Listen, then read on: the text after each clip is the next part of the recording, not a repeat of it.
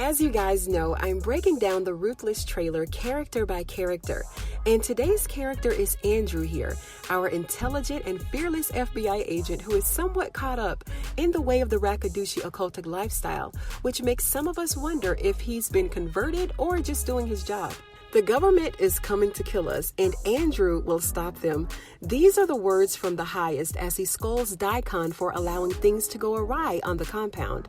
The highest has really begun to have a lot of trust in Andrew, and this doesn't sit well with Daikon at all, and we will talk about Daikon in another video. Ever since Andrew showed his loyalty by killing William, and I made a video about this too, why Andrew had to take him out, he really had no choice. And if you missed that video, I'll link it right up above. And at that time, Daikon still didn't trust Andrew fully, and he still doesn't. He keeps trying to test Andrew. And we'd be blind to say that there isn't a bit of jealousy here. Daikon has been the highest right-hand man since they left prison, and now it looks as if Andrew will be replacing him.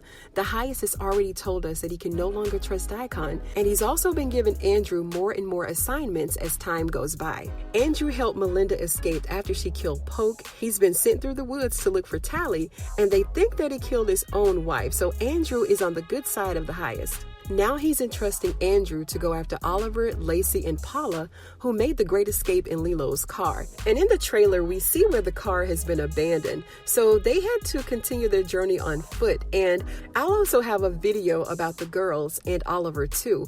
But the question is, when they get caught, is Andrew going to make them return to the compound or let them go free? And judging from this trailer, things are going to go left really fast, and it's not going to be an easy decision either way. And we see here that Andrew is loading up the soldiers, a whole bunch of them. A whole bunch. And they're all gonna ride out to look for Oliver and the girls. We then see the abandoned car, and then we get a quick glimpse of Oliver standing in the tree shooting his rifle, and it looks like he hit one of them, and Andrew and Manny start ducking in the seat to take cover. Then they got out to see if they could get a closer look at the person who was shooting at them, and eventually Andrew ran up behind him and put a gun to his head. Very interesting. See, this is a rather strange friendship right here between these two.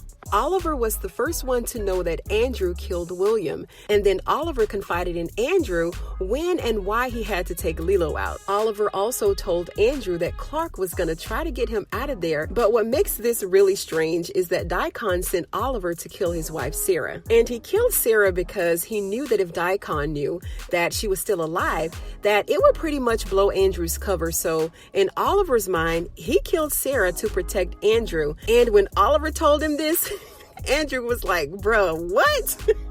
He was in such disbelief. He didn't know what to do. He just sat there and looked at Oliver like, Trigger, you took my wife out. Are you effing crazy? He never said this, but this is what he was thinking, right? So this created this quote unquote special bond between these two. Do y'all think that Andrew is going to let him run free or make him come back to the compound?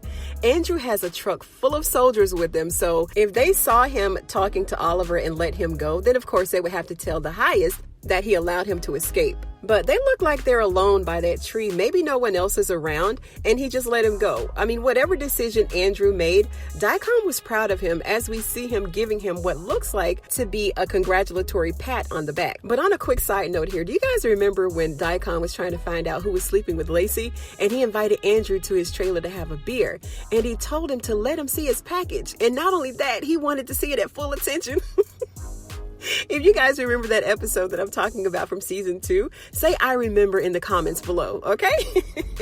All right, so then we see Andrew having a conversation with Ruth, and she's asking him, where is your loyalty?